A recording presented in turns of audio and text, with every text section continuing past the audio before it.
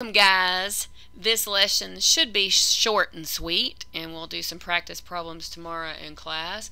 But we're going to talk about scientific notation, and the easiest way to say it is scientific notation is a way that scientists and mathematicians handle very large and very small numbers. So, for instance, don't make fun of my little picture of the sun, okay? I'm going to pretend like I don't hear you laughing. Anyway, the sun's temperature is 20 million degrees Kelvin, and that's a pretty big number. So the way you can write that in scientific notation is 2.0 times 10 to the 7th. Now, if I actually did that, I have my calculator up here. If I have 2 and I multiply it by 1 with 7 zeros out from it, 2, 3, 4, 5, 6, 7. I'm going to get 20 million, just to show those of you that want to see that. Another way to show you how we get that, and don't freak out on me, this is just showing you how this works.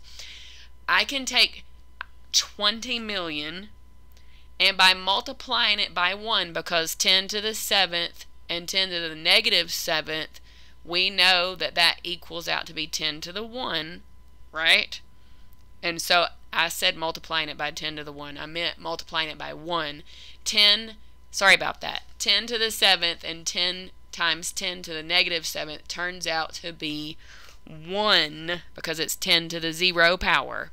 So if I multiply it like that and I use my some associative and commutative properties that we've talked about and just multiply the 20 million by 10 to the negative 7th, I get 2, and I still have 10 to the 7th out here. So that's how this equals that. Now this is the way we'll be doing it. We'll be counting back how many times we have to go from our decimal all the way to when it gets to our single digit. So we had to move 7 times.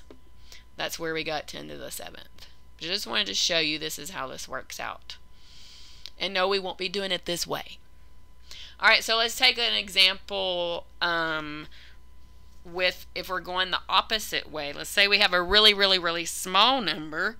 This is the wavelength of a certain red light. It's 0.000066 centimeters. It's really small.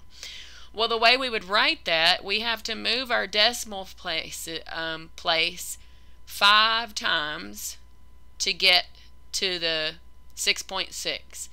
And so if we moved it back, we'd have to take it back negative 5 times. So that's where 6.6 times 10 to the... Oh, look at that 5. It's supposed to be a much smaller 5. So, oh, I so apologize. Can I change that? That's a really big 5, and it's supposed to be... It's... Oh, law. I am so sorry. I'll make that really small. And my pen has decided not to work. Just wanted to add some comic relief to your lesson there. There we go. That looks a little bit better. 10 to the negative 5 power. Alright, we'll take a look at this big number. This is... I wonder if you know what this number is. It's how far light travels in 1 year. Big old number. So we can count backwards and 10 to the 12th. So it ends up being 9.46 times 10 to the 12th. Took us 12 times to move our decimal. Alright, so if we multiply and or divide using scientific notation, we're going to use the rules of powers like we have learned already. I have this problem right here, and if you notice, I used what we talked about before, hang on just a second. I used the commutative and associative properties to move my parentheses around. So I got my whole numbers and I have my powers over here. And when I multiply them out, this is what I get.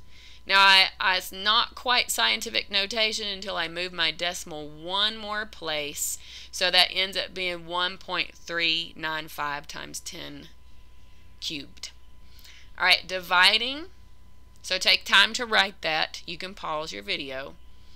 Dividing, we're going to use the same thing and use some of our properties. First, I factored out my whole numbers and my powers. And I divided my whole numbers, and then I used what we've learned to divide my powers, and I got 0.9 times 10 to the negative 13th. And since that's not quite scientific notation yet, I needed to move my decimal one more place, so it ends up being 9.0 times 10 to the negative 14. So in reality, my decimal is going to be way over here. All right, I know that was quick, but it was just an introduction, and we're going to be working on this together in class. Thank you very much.